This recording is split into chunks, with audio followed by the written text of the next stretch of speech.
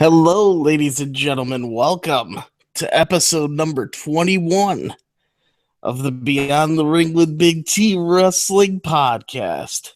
It is, let's see, what is today's date here? We got October 6th. It's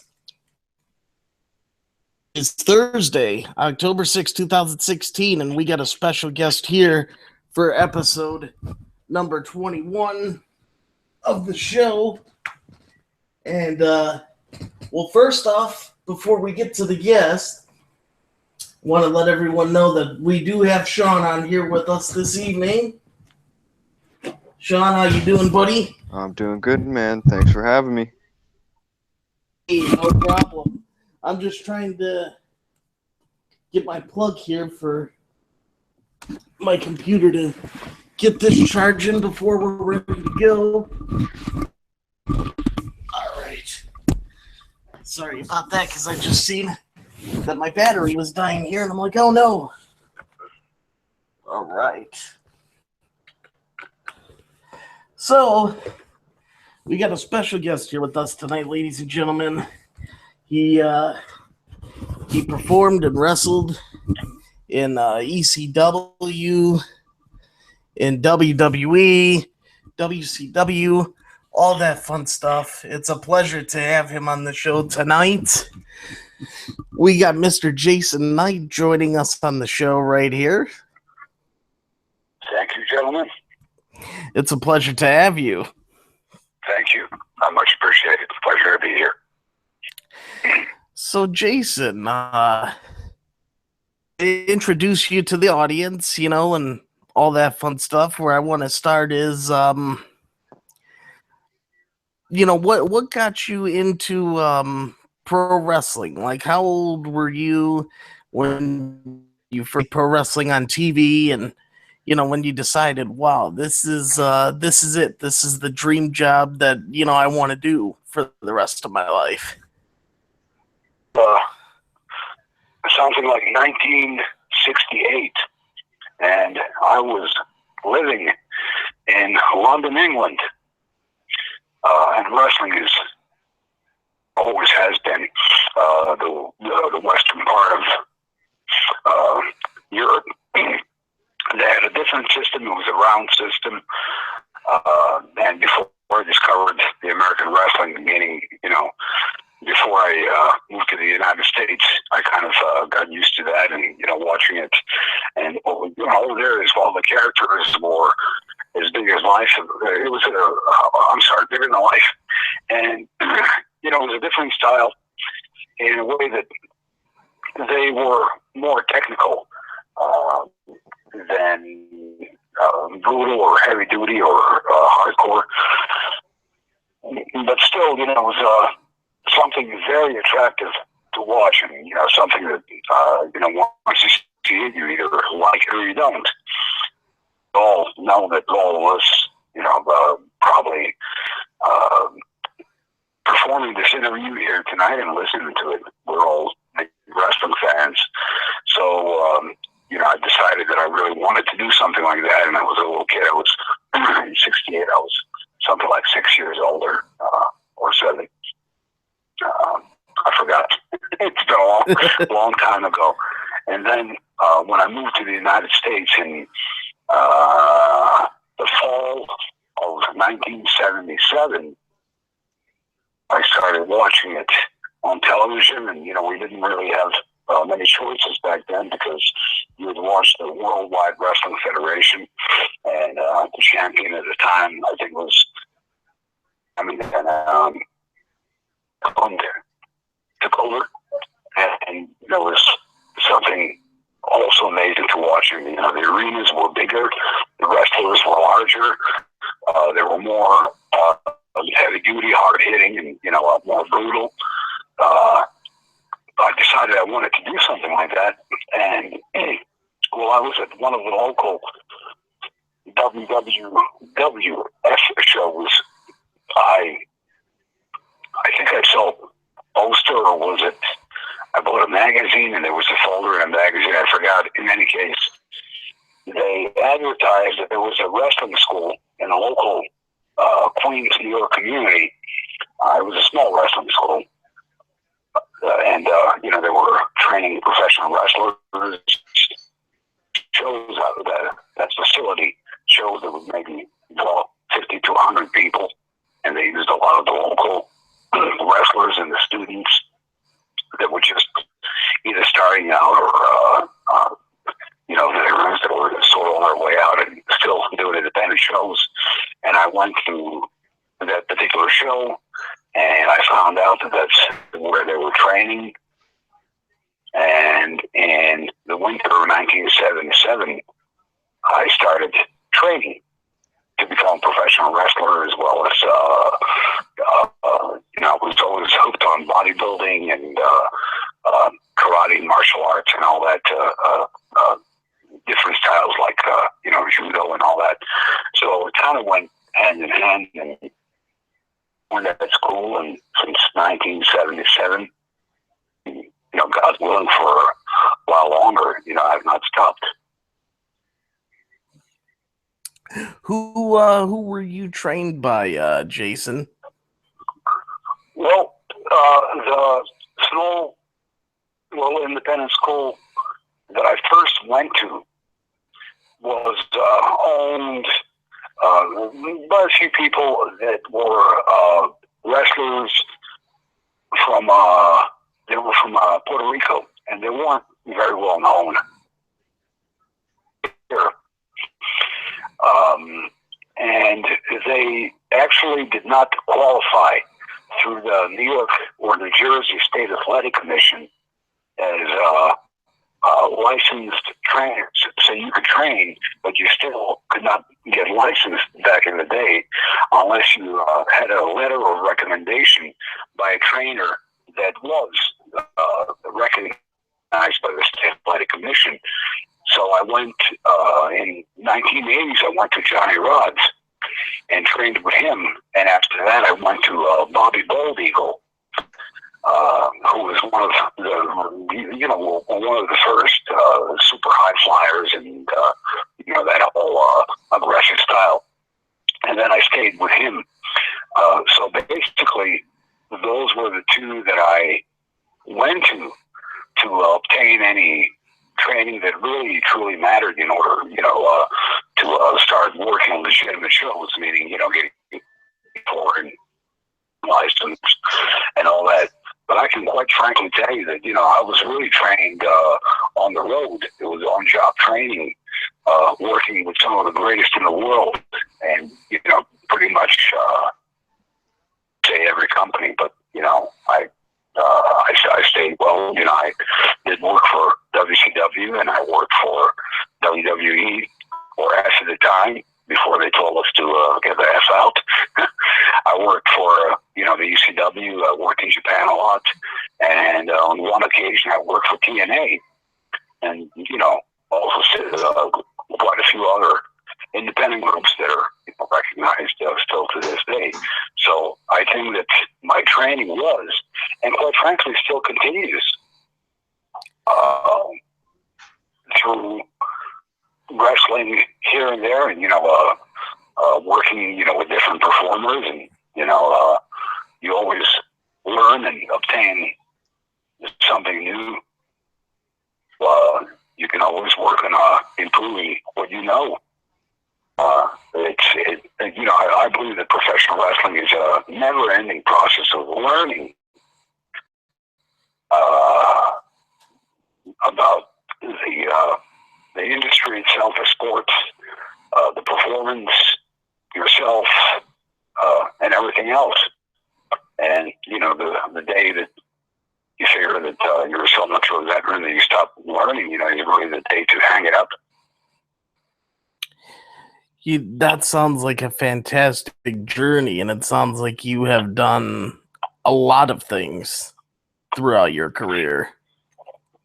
Yeah, I mean, it's been a good ride, and it continues to be the same. I just kind of, never had any sort of date of retirement or anything like that in mind. Here and there, a person gets, down or depressed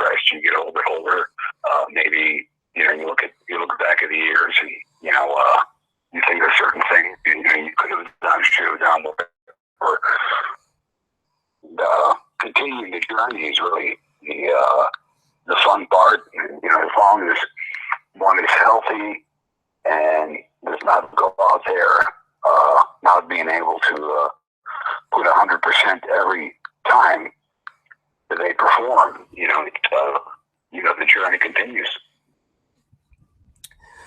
Amazing story. Now let's get into, we got where you started the journey with your training and everything. Let's get to where the journey kicks up a little bit. And what was your first ever match that you ever had, if you could remember it? Because I know that's a question. You know, it's to answer.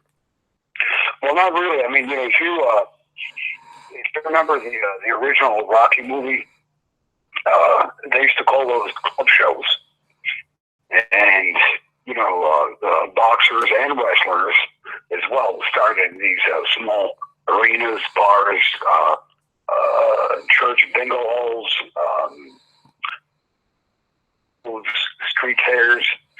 So mine was actually 1977 when I learned what I thought I learned, you know, how to wrestle a little bit. But it really wasn't until, you know, the 80s when I started, you know, when I got licensed and I was allowed by the State Athletic Commission to be hired by legitimate promoters and, you know, performing the shows that were overseen by the commission. So that was sometime in the 80s, early part of the 80s, and then in 87 or 88, no, I think it was no, I forgot, 87 or 88, I went to WCW and had my very first match with Mike Rotundo. And it was a house show, and it was, you know, truly spectacular, you know, bigger than life, you know, in a real arena, you know, with a real legitimate company. I think then owned already, I believe, by Ted Turner. I'm not sure, you know, but in any case, and, you know, wrestled people like the Steiner brothers and Ric Flair and Michael Hayes and Sid Vicious, Vader,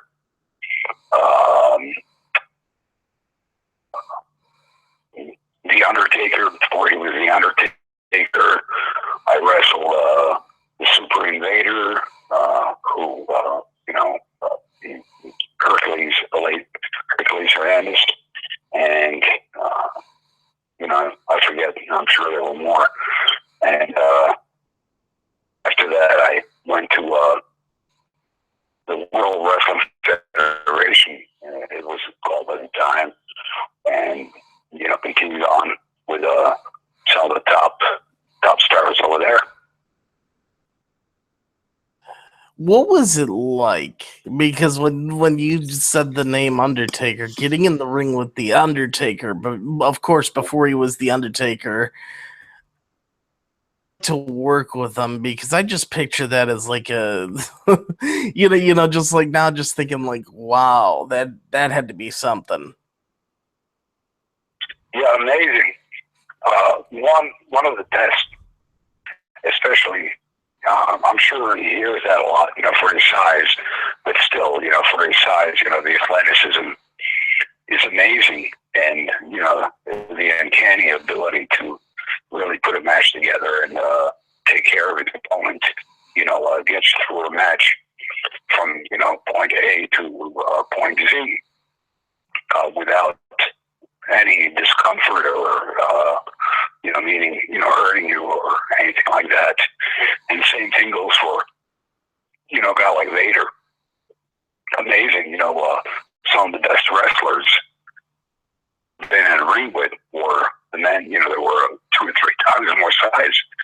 And, you know, they were just absolutely super talented, and they deserve all the glory that they enjoy today. And it's just so amazing, you know, to hear you tell these stories and just to think of, huge men like The Undertaker and, even bigger men like Vader just being so agile like Yeah. that, and to be able to move around the ring and take care of their opponent. That's just incredible. Yeah. I mean, I think pretty much all wrestlers that I've mentioned truly deserve the glory that, they enjoy today, because they were unique as far as their not just the ability, but the size and the look, and people say, "Oh, this one is too muscular or muscle bound," and all that bull crap. I mean, there's no such thing. When you know what you're doing and when you're talented. I think pretty much everyone that I worked with in the big companies were there because they deserved it. They worked very hard for what they wanted, and what they obtained. For what they obtained, and it's just looking back, true pleasure. It's you know what, I'm just sitting here even right now listening to the stories, and I'm already just like in awe during even the beginning of your journey. It is incredible, and again, I appreciate you coming on and sharing this with us, and we're just getting started. Yeah. That was your time in WCW, and I know you spoke of when you joined the World Wrestling Federation. So let's take off from that point when you got into WWF at the time, because that was back in '92, I believe, right? When you debuted there, was it? I'm not sure if it was 92 or 91. I'm not sure. I know that I debuted in Canada. Let's see, my debut was in Canada, and I was actually working for WCW at the time. I wasn't under any big contract or anything like that, but more like a gentleman type agreement. I'll stay here and do the right thing, and I enjoyed it very much. And at some point, I wish I had stayed, because I think I would have found success there. I think, anyway, so it's always good to have wishful thinking. However, I need to go back up to New York, where I was living at the time, New York City, and go up to Canada and work for the World Wrestling Federation. I just had to take it, and I called Booker in WCW at the time, Jody Hamilton. I explained that to him, and he said, "No problem. You do what you need to do, and you're always welcome back." And to me, that was really something that I will never forget. Very good night. In any case, I went up to Canada, and the first night, I think it was a 3-day loop. It was Ottawa, Cornwall, and I think Quebec City. And I think the first night might have been in Quebec City. I'm not.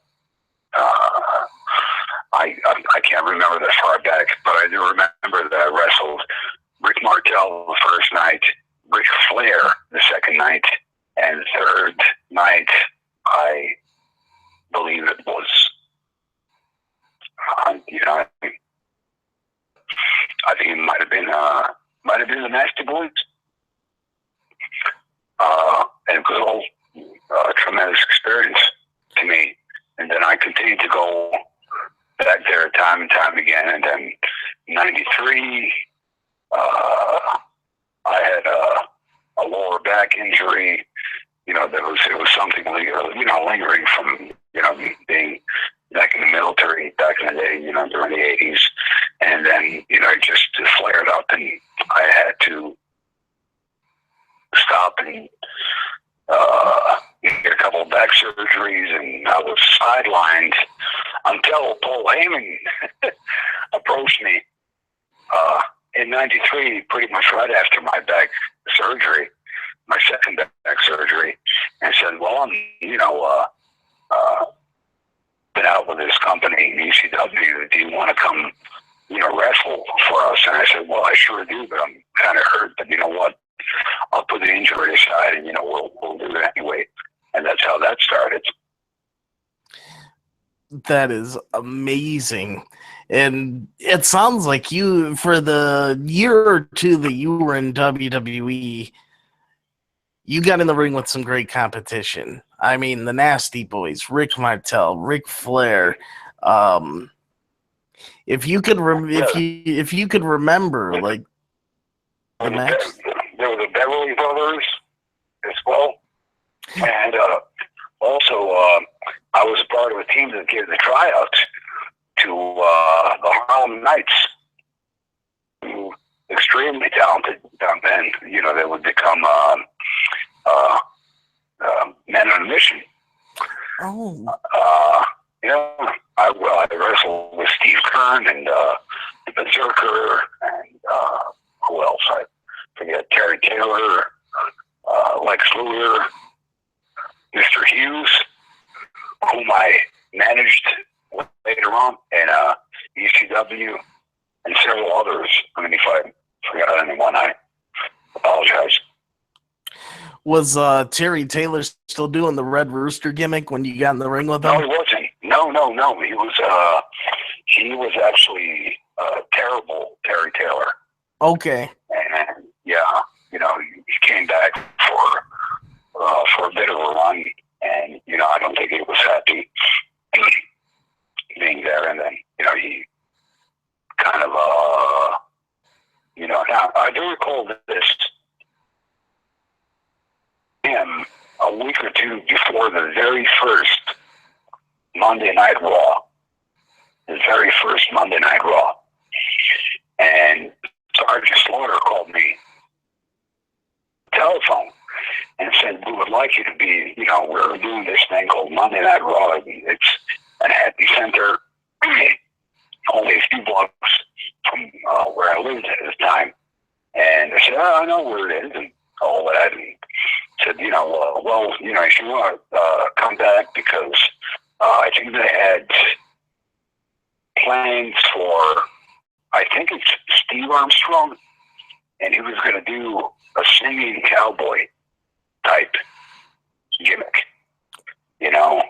This is what I was thinking. And for some reason he backed out. I don't know, what happened. I really, I couldn't tell you.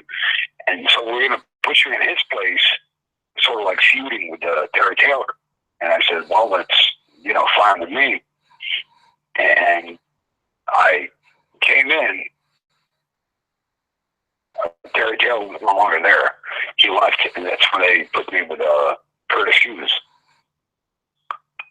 And then, it continued on from there. What was your favorite match in the World Wrestling Federation when you were down there? Because it's a lot of great talent that you stepped in the ring with from, what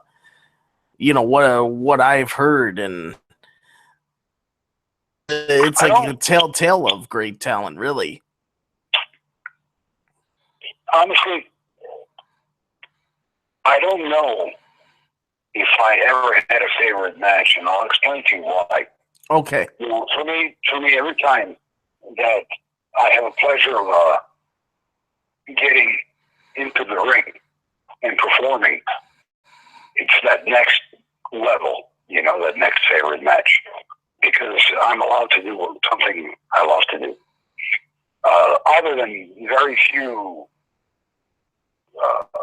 people that never belonged to there, meaning, in the ring, performing, I always had good learning experiences. And sometimes, the matches may not have been the best matches because of this or that, circumstance that, hey, you're either, didn't gel, someone's too green or too, have their panties wadded up their ass or whatever. Yeah. That type of things.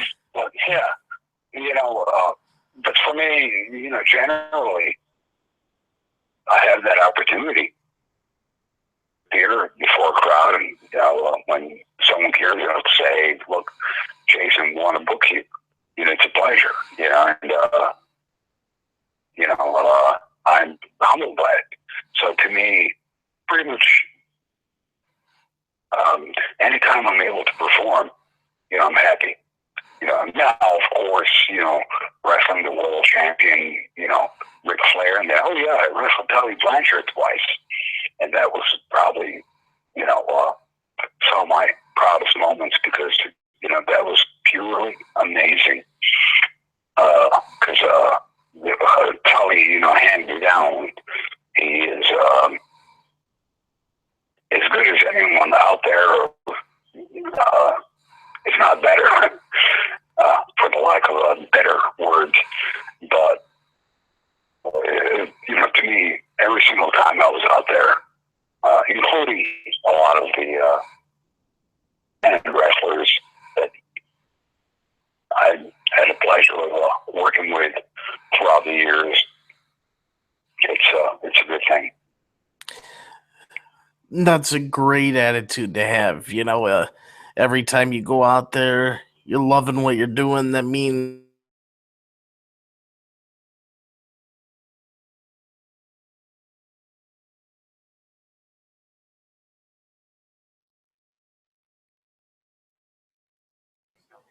Lost your audio.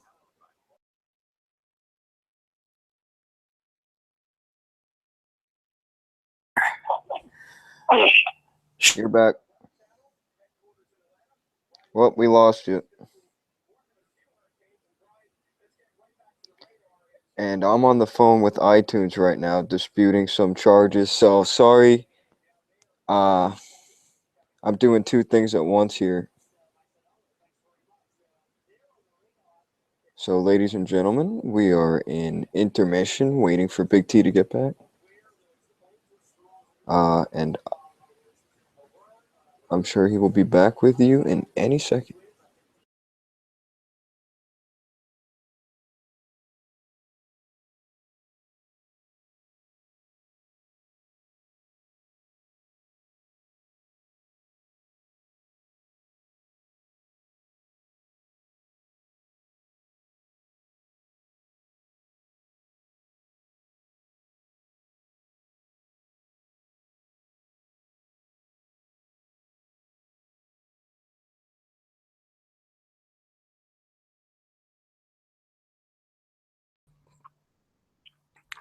all right. Now I'm back on. You're back. Perfect. All right, back on. We're rolling. Sorry about that, ladies and gentlemen. I know this happens every now and then. Sometimes it happens a lot. Sometimes it happens a little, but let's keep rolling here. All right, so everything that we talked about previously, Jason, we got it.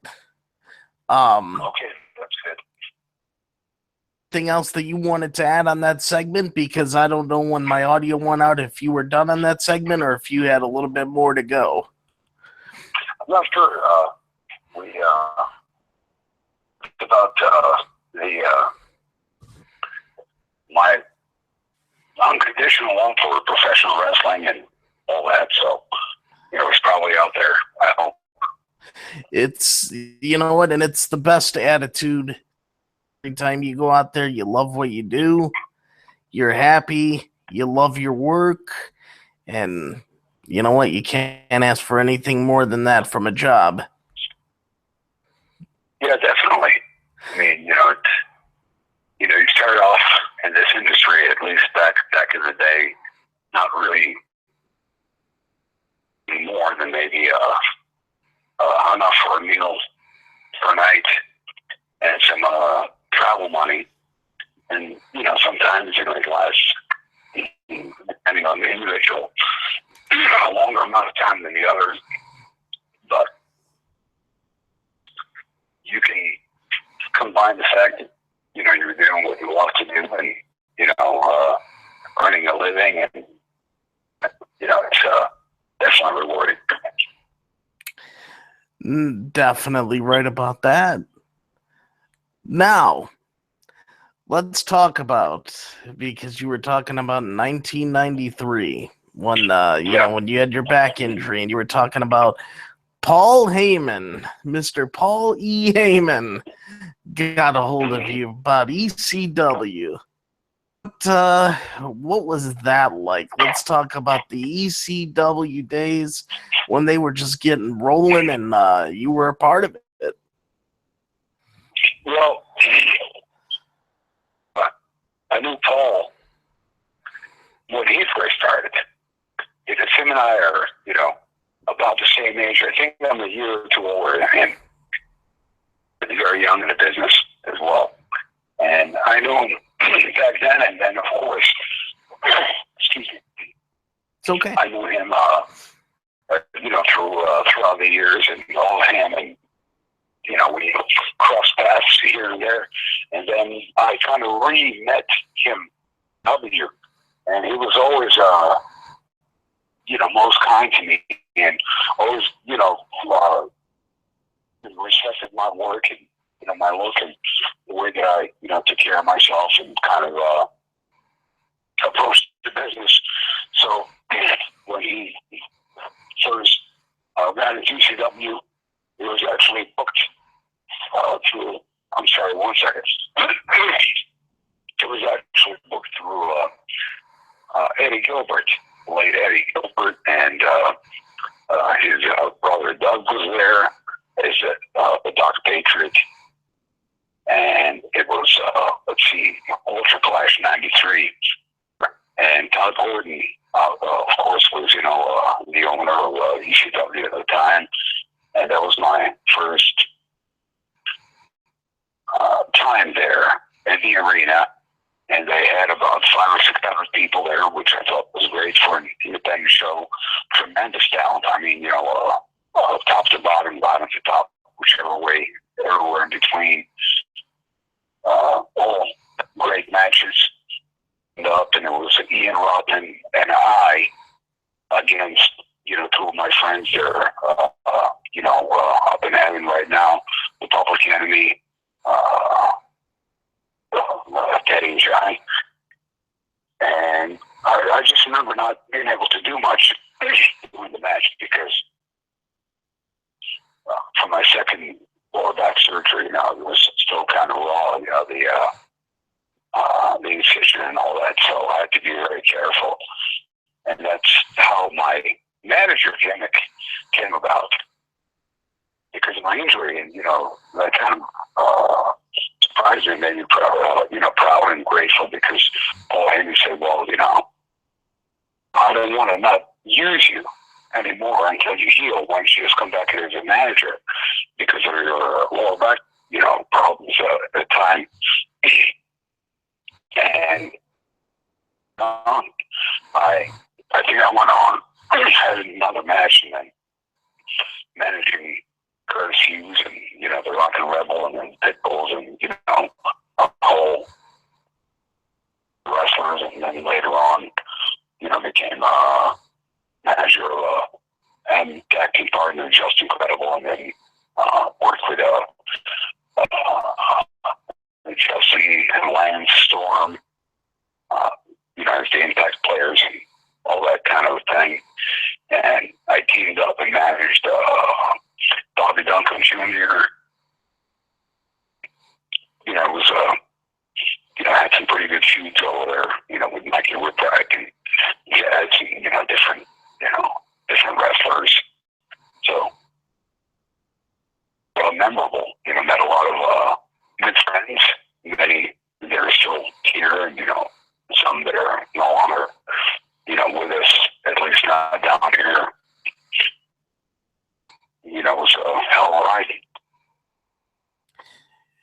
It sounds like an incredible journey through early day ECW, and I just remember what the shows were like, back in the day, and because I've been watching, ECW Hardcore TV and, all that good stuff, and day. What was the ECW arena like back in that day? Well, it was a magical place, because the moment you walk in through the doors of the arena, whether, front or the back, meaning, whether you're a fan or, one of the performers. It's almost like you're walking through this incredible thick curtain of something that's like a positive magnetic field, frankly, it's something just whoosh, and it's like almost like let's say for a moment you're drowning and then you finally get that break the surface and you take that deep breath and it's almost like everything's coming back in you. Yeah, it always felt that way, no matter how your day was, or your month was, or your week was, or whatever, in the past. Once you walk through those doors, you got that, rush, that whoosh of positive magnetic field, and it felt, filled your muscles, your bones and every membrane. It was almost like you became this positive, energetic Superman, because you knew that something special would go on. And it was, our version at the time, what those boys felt like walking through and, down the aisle of Madison Square Garden. It just gave you that positive energy that, whatever happened in the past day, week, month, or whatever, for that moment, it was going to be okay. We had the locker room in the back, and then, we had the arena to perform in, and sometimes, the locker room in the back was hot in the summer, freezing in the winter, but once, for some crazy reason, once you walk through those curtains, it was all, the temperature was perfect, because it was just completely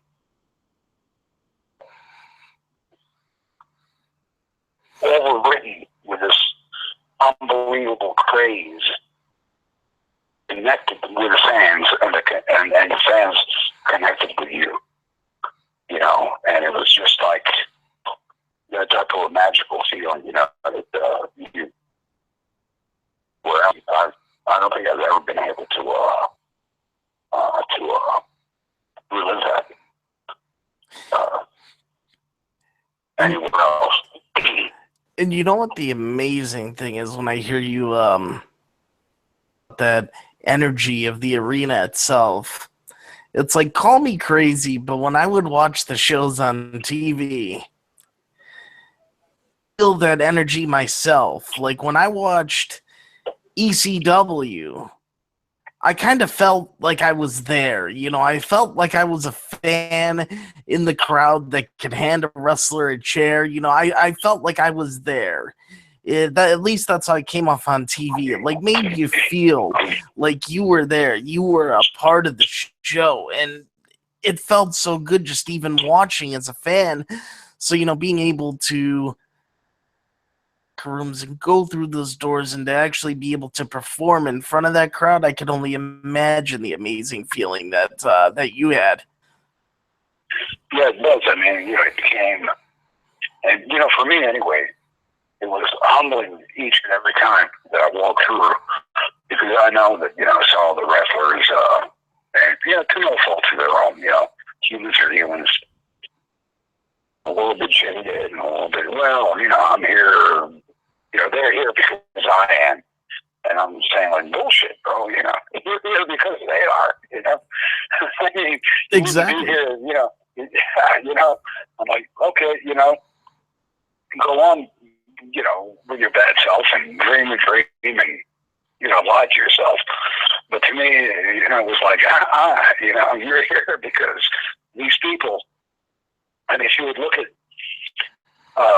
certain seats, they had the same individuals They would buy tickets way ahead of the time, trusting the company, the bookers, the wrestlers, the whole thing, the economy, same seats all the time before in advance because they wanted to be there. And you see the same face, the same individuals, and you saw more and more and more and more and more and more people, until it was like standing room only. Wow. And that's because, part of who ran it and who booked it. And it was a genius brain of, Paul Heyman, Todd Gordon, of course. And, whatever they did to make it work. And because, we had that connection, with them, the bookers, promoters, and the fans, that, we strive to perform each and every night, do our very, very best, work, depressed, injured, the starring sometimes, getting to a show late because of this reason or that reason, personal reasons or reasons unknown, whatever it is, the connection with the people that came into that was forget about playing these video games and cosplay and these different fantasy football or whatever. I mean, that was it at the time. It's many companies that are around today that are very successful and determinedly so, that even outlasted ECW, really are present because of the ECW itself, including World Wrestling Entertainment. Now, I have a question because there's something that just struck my mind, and I'm curious. Now, when you guys would wrestle and you'd book an ECW show, every time you guys went in the ring and did a show, was it part of ECW Hardcore TV, or did you guys actually do house shows out of the arena as well? I don't think that we did house shows out of the arena, not that I can recall. I can only remember one time happened that we did an internet type of show. And, quite frankly, me being so computer illiterate, especially at the time, I didn't know what that was. And I know that it was Just Incredible and I, we wrestled the Sandman in a handicap match. Those matches, where the stipulation is whoever loses, gives, whomever, so many lashes with a cane. Well, obviously, we lost, and I took the cane beating. I remember the night, the arena being full, and I think that was the only time, I think, that we didn't actually do TV at the arena. That is, but I think the arena was, I think, all the arena shows were, they were at least partially televised, because what they would do, okay, all right, now I remember. I think what they would do, in the beginning, we would do Saturday night would be the arena show. Be televised, and the rest, they would try to cash in to make money on and sell videotapes. But Sunday afternoons were in Hamburg, Pennsylvania, I believe, and we wouldn't get more than 20 or 30 or 50 people if we were lucky. I mean, and these shows actually became, they were offered free of charge. Where did you wrestle in Hamburg? A hot dog and pardon? I live about 10 minutes, 15 minutes from Hamburg. Where was it at the same facility that the WWE used to wrestle at? The Field House?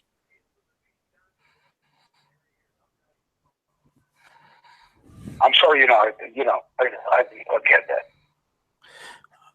that. Sean, what Sean was saying is he lives about 10 minutes away from Hamburg.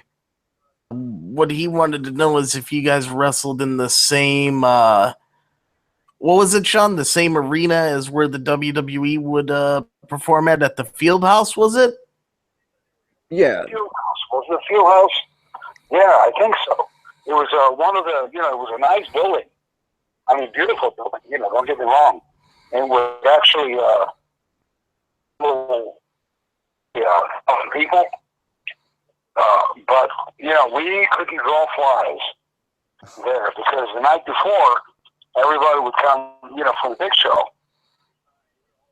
to see the ECW at the arena. So, then we really, I remember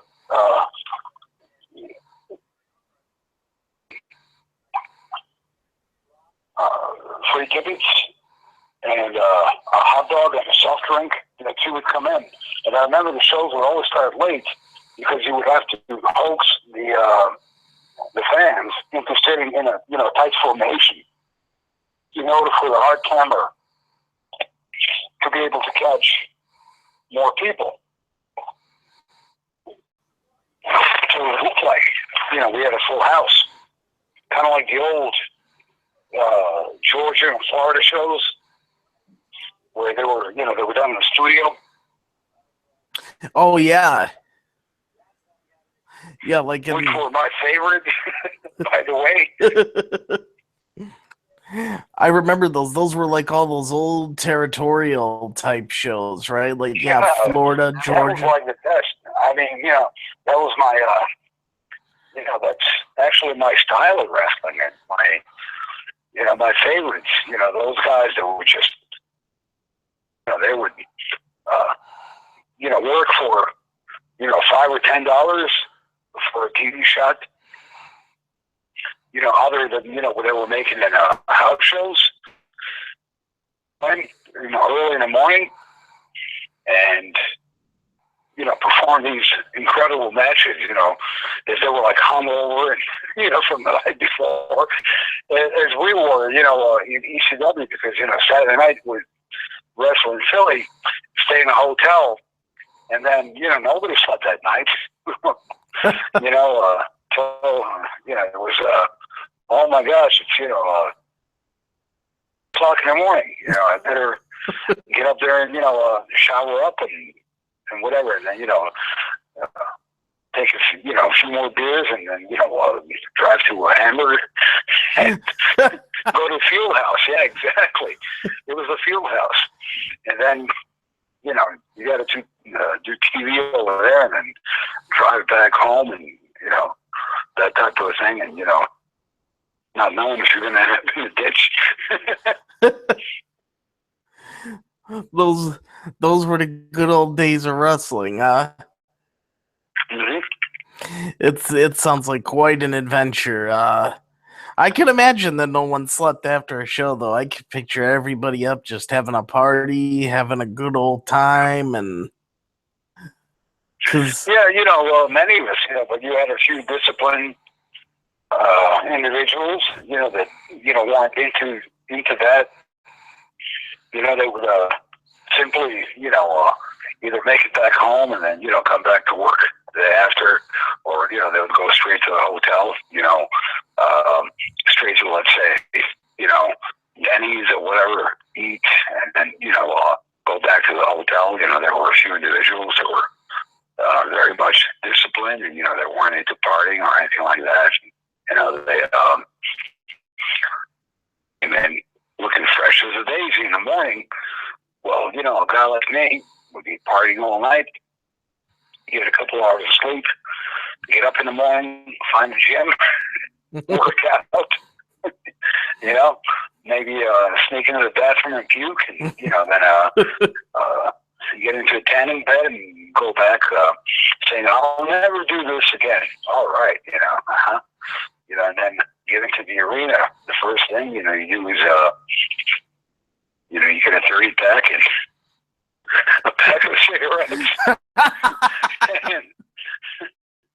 Yeah. And, off to the races we are again. Yeah, it's like, here we go again. We got through it. Not going to do it, but then it's like, let's just do it. Yeah. I mean, that's, those sound like some good times. Some real good times. Unfortunately, some of the boys, took it a little too far, and they lost their health and lost their lives, and it's sad when you think about that. Yeah. But sometimes when you look at the quality of life instead of the quantity of the years without the quality, it kind of breaks you, it's still sad that a lot of that, the good timing, but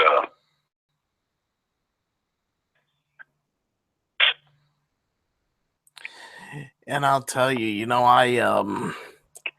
I just, for me being a fan watching on TV, and when I hear of, one of the boys, that passes on, it's tough, because it's like, it seems like they all leave us too soon, Yeah. Well, yeah, it is.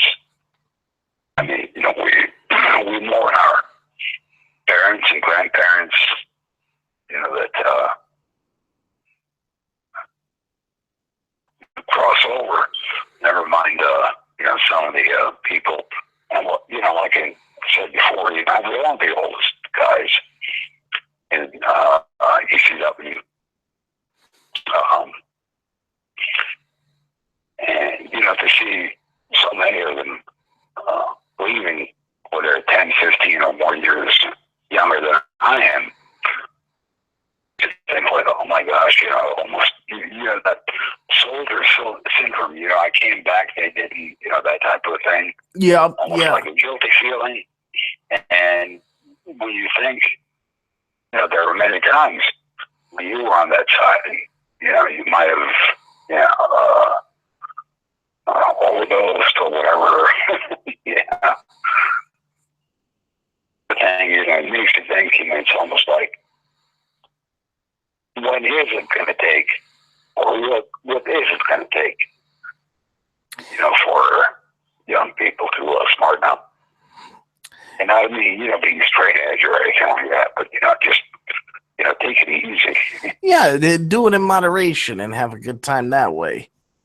Yeah, just take it easy, and so be around for your parents and your kids, and all those you care for. That's right. It sounds to me like, even if there's guys that have differences with each other, when they work together, it sounds like in the pro wrestling business, when you share a locker room and you're back there, you could agree, disagree, like someone, don't like someone, but it sounds like a locker room in pro wrestling is almost like a brotherhood, like a family. Yeah, it should be. Yeah. And plus, you got to realize, business is business. You got to do, for the sake of business, whether you like it or not. Once it's used to be, my the whole belief is that if I have a problem with someone, when that person with me, they're as safe as a baby in a loving mother's arms. Even if I hate him or whatever, and the locker room, you keep it away. Keep it away from the eyes of others, What you do behind a building, man to man, that's when we can just, just pull it out of your vault, do what you need to do. But, taking advantage of somebody in the ring, not liking him or, being capable to, suplex him on his head or, hit him in the face or whatever, that type of thing, sensical. I mean, that is something that I do not condone unless you're being attacked. Yeah. During the match, then you protect yourself. Take someone out, like that because you can, or embarrassing in front of a crowd or whatever, that to me has no place in the business. And unfortunately, there are a few like that, in the business that result in that type of low life behavior, and it's not good. You want to do something, you call someone out without witnesses, without anything, so whatever goes. You know what? I totally agree with you. Totally agree. And it's amazing the analogy that you used, for when you're in the ring with someone, like how you're protecting them. Like they got to be as safe as a baby in a mother's arms. And it's true because a lot of people, I definitely look at it, the same way you do. There might be some people out there that think, you guys just go out there and do your thing. But I mean, yeah, you guys do. But the other side of the coin is when you guys get in that ring, you and your opponent, you're basically putting your life in one another's hands to trust each other. Well, the thing is, let's say, you and I are, working together, and we have a program, and you're the last, let's say a year, called, being married, that's what we called. So we're going to be, married, and, for a whole year, we're going to do this program, WrestleMania, and SummerSlam, and this one, and that one, and Sunday Shotgun, or whatever the fuck, right? Yep. So, now, if I can hate you, but why would I hate your family? I've never met him, never did anything to them. So, if I break your arm or neck or you do mine, someone's family is going to suffer. Because, we have no insurance plans or union or anything like that in professional wrestling. It's all, we are out there on our own volition, performing. Now, if something happens during the time when it's, off time, personal time, or we punch out, well, then we're off to the races. Whatever happens, happens. But purposely hurting, naming somebody when they're actually giving you your body, saying, here, let's say, I'm going to slam you, okay, slam me. And then dump them on, on their head or whatever, suplex or whatever the hell, on purpose. That's dirty. That's just being a dirty bitch. And I don't want dirty bitches in the business. Right. I totally agree. Now, moving a little bit forward in the time in ECW. I know you had your manager gimmick, because of your back injury. When your back injury finally healed and you were in ECW, what was it like to get in the ring at full health? And I know you actually had a run with the ECW Television Championship as well. Yeah. So a lot of good things if you want to get into all that, because I'm excited to hear about it.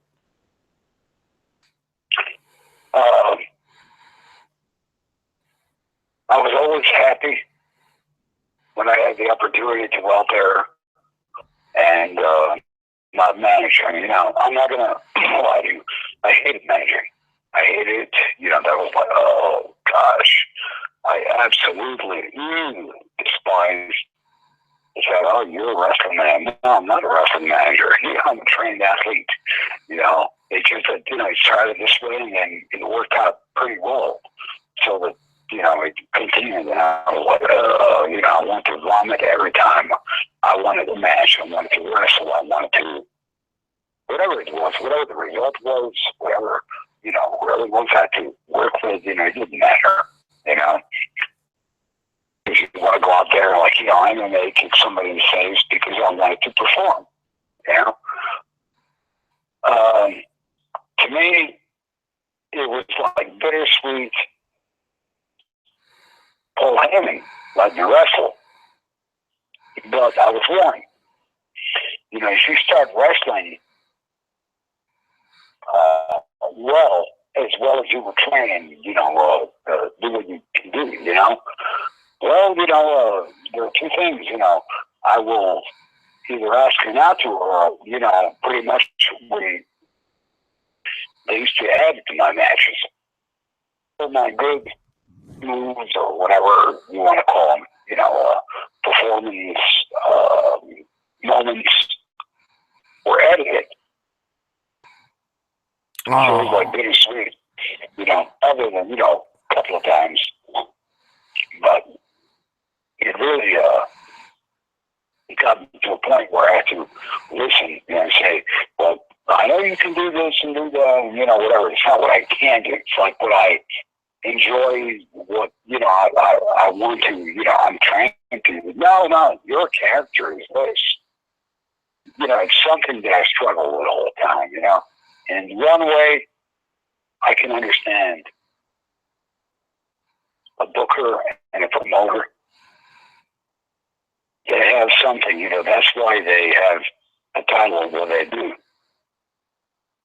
And another way, I have to more like sympathize with me and say, well, this is, I didn't have to,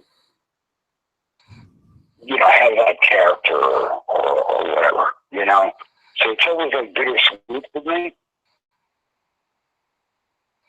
I always lean to the side of being grateful for, what I was, the opportunity I was given. But, you can't help the sensation that you're like, well, they could have done a little bit better, Yeah, because you want to get out there and wrestle and you want to do it your way, and it's like, I can only imagine, like, what you want to do, and then it's like they tell you that you can't do it, and it's like, oh. Yeah, can't do, don't do it, and, that's what bosses do.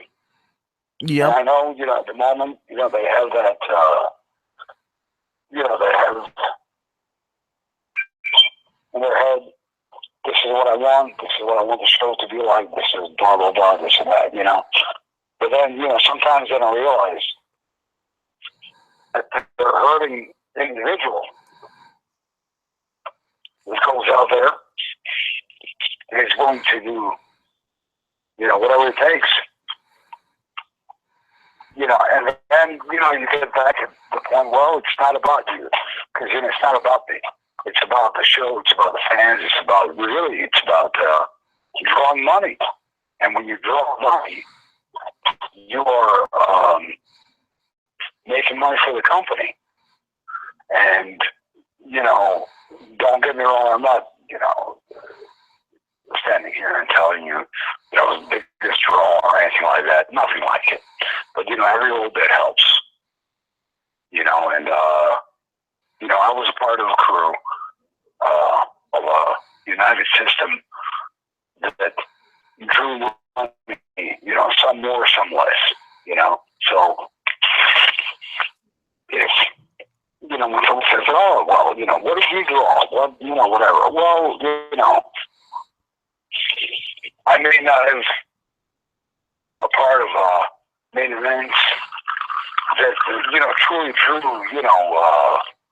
60 or 70% of that gate is good part of whatever it took, for that combined effort to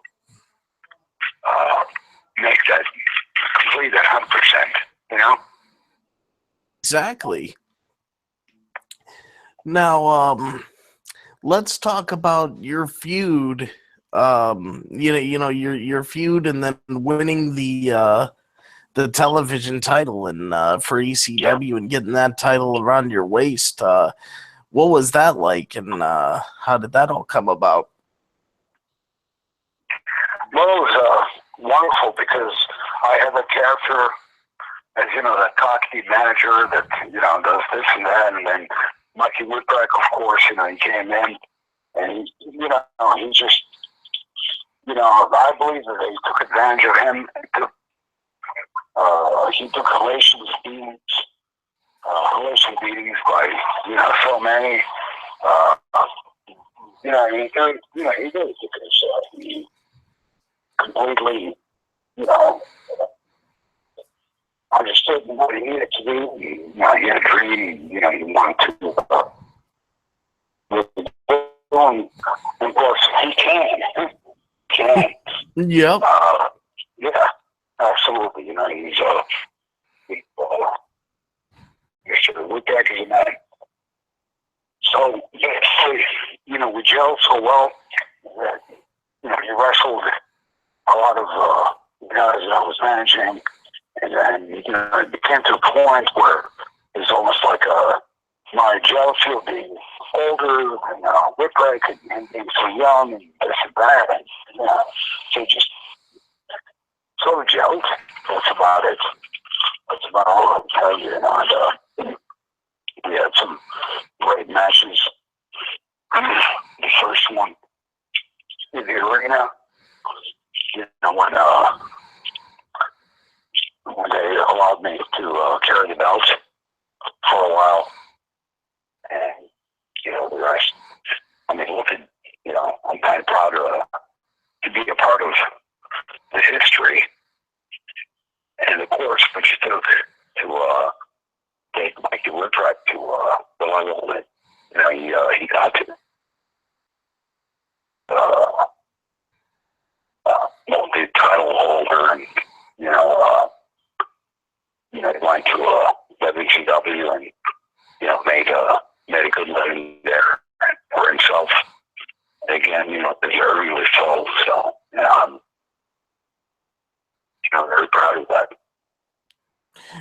Now, I remember when Mikey Whipwreck, when he actually won the ECW championship, did you guys actually end up ever facing off for the heavyweight championship as well? Did your rivalry pick back up again when he became world champ? No. They put him in other programs. I think, that he was, facing. I forget, but I do remember that I did go to Paul and said, wouldn't it be cool to somehow put him back in the mix with that, the whole world title, and kind of like, I can't 3 for 1 for the other, and whatever, or whether I get the belt or not, and he wasn't really interested in it. So. And see, because just just with you talking about your feud with Mikey, it got me thinking, like, wow, this would be awesome for world titles. See, like, it was already gauging my interest for you guys, to be going at it for the big prize. Well, I sparked that interest. Remembering back now, this Paul came to me one day, and I forget where we were, but it was outside some arena. It was early in the afternoon, standing there, and he said, "Well, I'm thinking of doing this thing where, I dismiss you for like a few months." And I'm like, "Okay." Well, no, you get paid for it, of course. And, it was under some kind of a contract and everything that still would have assured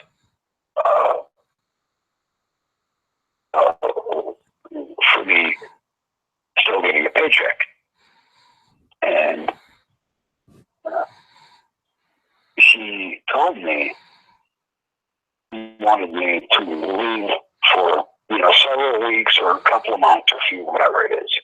And before that, cut a promo where, I'm leaving now, and I'm going, I'm just going to train and then come back. And then I was going to come back as kind of like, man with no land, just, kick ass, get back in the ring and do this type of thing. And I was like, phew, I like that, because I thought that, it might have gotten into better graces. The wrestling fans that have seen you over the years, you're that sexiest man and blah, blah, blah, that type of thing. I said, well, I am getting older, so how long can you carry that, sexy boy thing and whatever, right? And, I wanted to try something different, plus I wanted desperate to get back in the ring. But, that never happened. So, I don't know, I wish it did. Because, I think I could have ran into that too. Oh, I believe me. I think if it would have went down, I think it would have been one of those feuds that would have been featured on the best of ECW DVDs type thing. Might have been, but we'll never know about it. Yeah, it's one of those things, that what happened and went, and I guess now where we'll move to what happened after all this. How much longer were you with the ECW, after your television title run? And then I guess when you wrapped up there with ECW, what was your next move? Where were you headed next?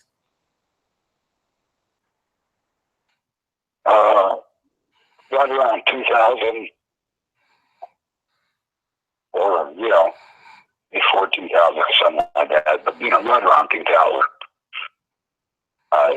it just all went kind of haywire, and I started feeling very unhappy in the company, and I dislike awful lot, and rebel, show played and all these things, and I kind of got fired without getting fired, meaning, I was told, oh, you don't have to show up to these bookings, although you're under a contract. However, we're not going to pay you. I couldn't go anywhere else except, doing independent shows here and there. I was really stuck in my daughter at the time, got really sick. At that time she got sick. She's, still alive and well, but, she got sick, and I really needed to, make a living and do all that. But, they were just happy running their, high orders. I don't want to get too much into it because I'll, expose too much dirt, and I don't care to do that. Okay, that's understandable. Right, but it was like it was not clean. It was very dirty. It put me to a point of like, oh my God, what am I going to do?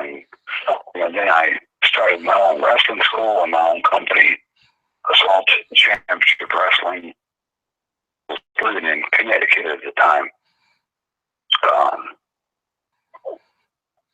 Just, I don't know. It sort of, it's almost like, when you get shot in the ass and it leaves a big scar.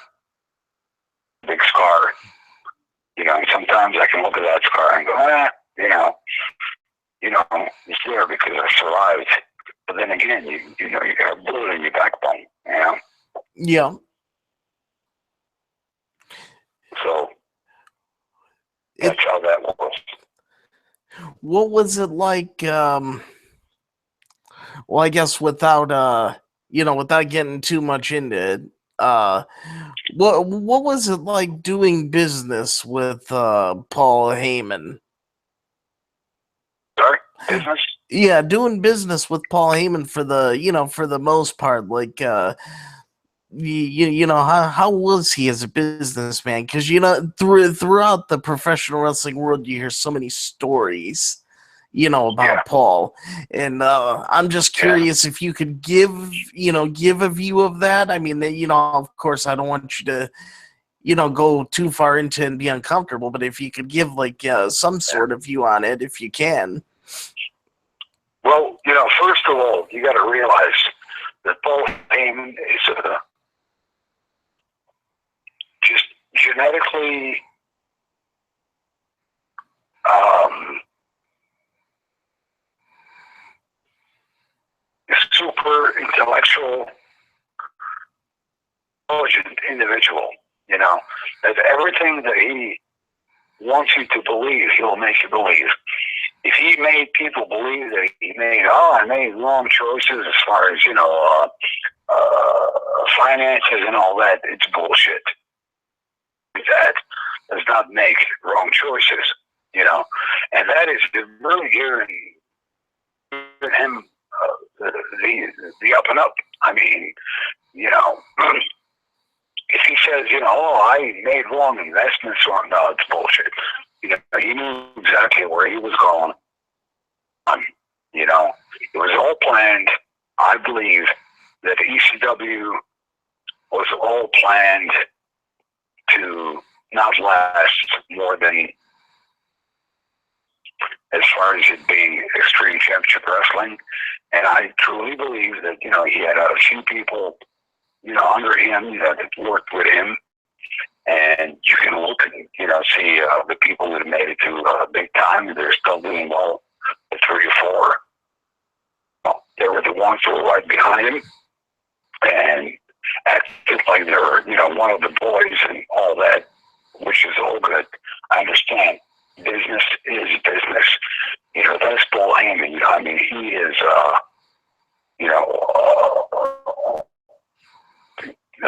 he can masses.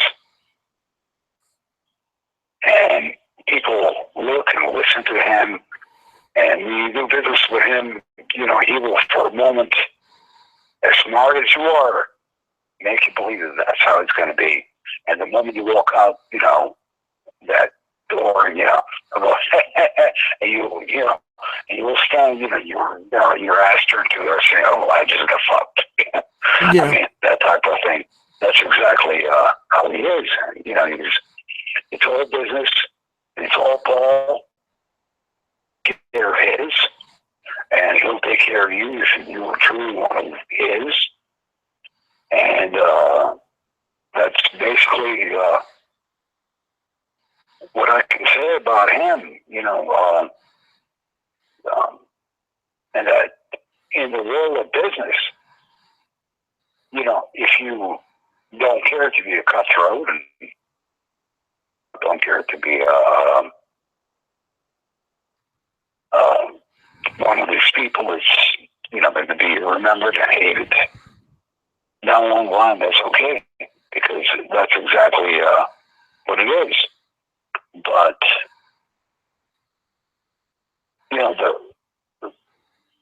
and it's all pretty much positive. I'm not saying anything negative about Paul Heyman or he's off his boys and snitches and whatever. They did it for themselves. They did it because they knew they were going to succeed in the business. They loved it. They wanted to be number one. And I don't particularly think that they needed to screw other people over. But then that's up to them to lay down and lay their head on that pillow full of past on their own, Yep. and all that whispering in their ear, And if they don't, they don't. If they do, they do. Again, I'm not God. I don't know how to if if it was up to me punching people, I would just make them feel what someone else felt. Nothing more, nothing less. But while they live with their families, they enjoy healthy, wealthy lives, while some others may not be. Well, that's maybe again. There's always an end to the start. And how you face the end, how you enjoy the start. Well, that's kind of a trick question, isn't it? That is. That 100% is. And I'll tell you, that's something remarkable. Everything you just touched on with Paul and just everything to give that insight, that is it's amazing. Like I'm sitting here simply just just amazed by everything that I'm hearing and the wonderful insight of the business that you are giving right now. And I guess what we could touch on is you spoke of when you left, ECW. You started, you started your own in Salt Championship Wrestling. So, well, how did this all go? How was life after ECW, so to speak? I mean, it was like anything up and down.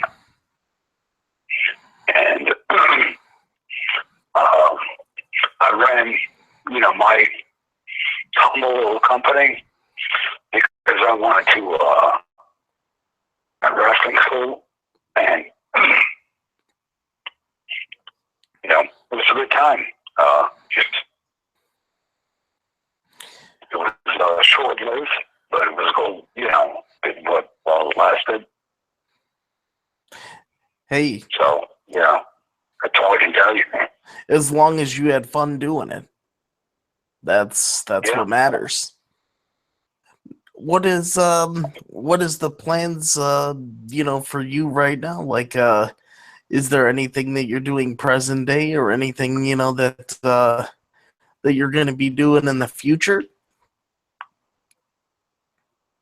Well,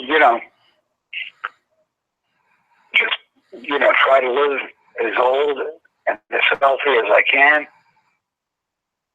Live and let live, and hoping to perform as much as I can.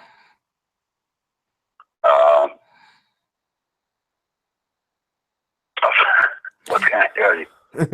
do you still perform inside the ring? I'm sorry? Do you still perform inside the ring? How long has it been since your last match? Been like a year, right now. But I'm always ready and capable. I just kind of shy away from it a little bit. Because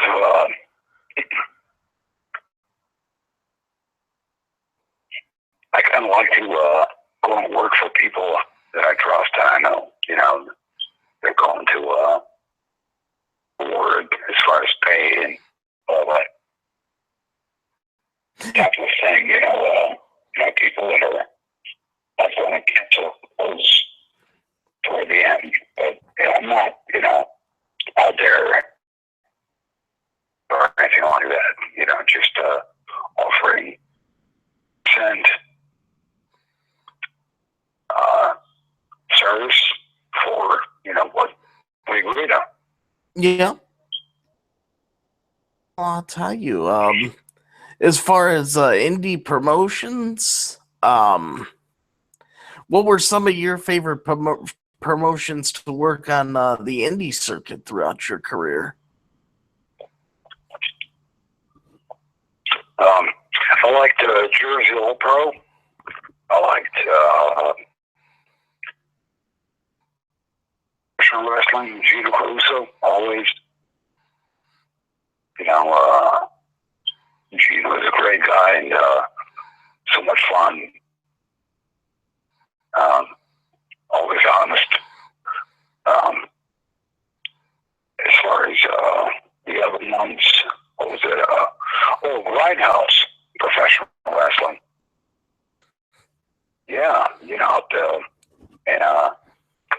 Rhode Island area, and good people to work for.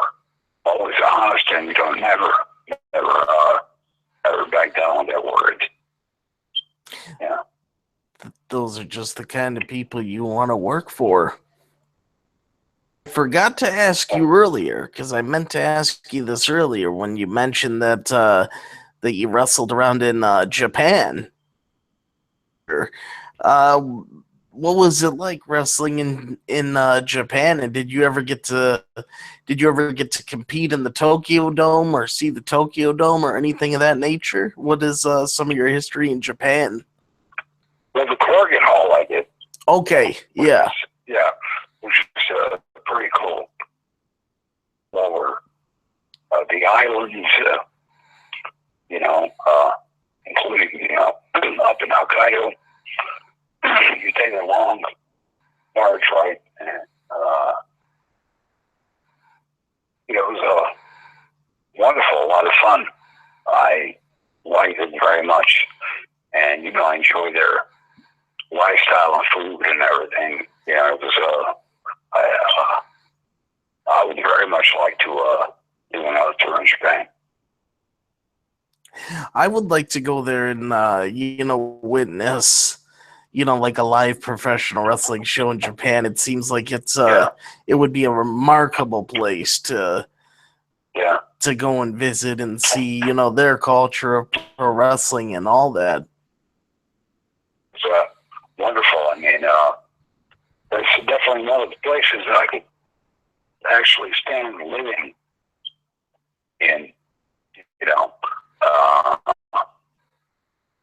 I like that discipline order and the whole thing where people respect one another, and I enjoyed it very much. I did. I mean, it was a lot of hard work, and I know a lot of the American, European like their food, but I absolutely enjoy their food and their discipline and just their way of life. I could very much enjoy living there. I'll tell you, Jason, you have told us some fantastic stories tonight, and I'm sure the listeners are going to have a wonderful time, listening to this and, hearing throughout your journey of, your pro wrestling career and everything, that you've done and continue to do today. And I'm trying to think if there was anything else that I had to ask you, but I think we covered pretty much every aspect of your career. Anything and for the next, like I said, I've plenty of time and more than happy to oblige.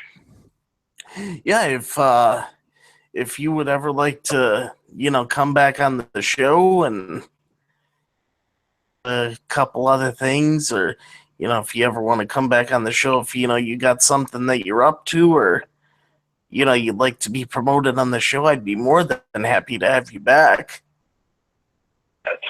And let me see if my co-host has any questions or not. Sean, do you have anything that you would like to ask Jason? Well, I'd just definitely like to say it's been an amazing interview. I think Jason's insight on the wrestling business is very impressive and enjoyable to hear. And, being a Pennsylvania native myself and ECW being such a rich and entertaining part of Pennsylvania wrestling history, I'd just like to say, thanks for all you did and for all you continue to do. And you left a great mark on the world of wrestling, and I'm so happy a lot of it happened here in Pennsylvania, and I wish you nothing but the best. Thanks again for joining us. Thank you. If I can ask you, where in Pennsylvania do you live? About 15 minutes west of Hamburg. Pottsville, PA. I have a house, Milford, Pennsylvania. Okay, up near Scranton. Okay, well, you're 1 hour away. Oh, okay.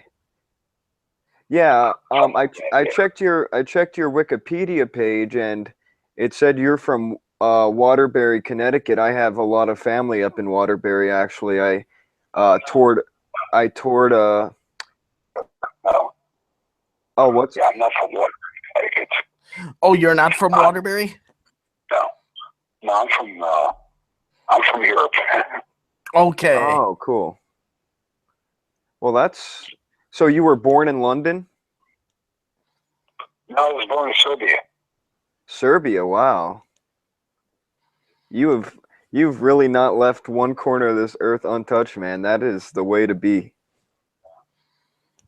Yeah. Well, Jason, hang on the line with me while while I sign off on the show, and then Okay.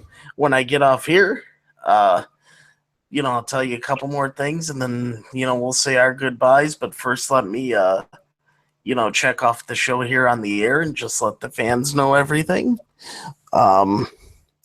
Ladies and gentlemen, I really hope that all of you enjoyed this interview with Mr. Jason Knight. Incredible stories. Just an amazing interview from, a great wrestling mind and a great performer that has traveled and have been all over the world. I'd like to thank Jason again for being with us. I really appreciate it, and it was a true honor, Jason, to have you on the show with us tonight. Thank you so much. All right, ladies and gentlemen, this has been all for episode number 21 of the Beyond the Ring with Big T Wrestling podcast.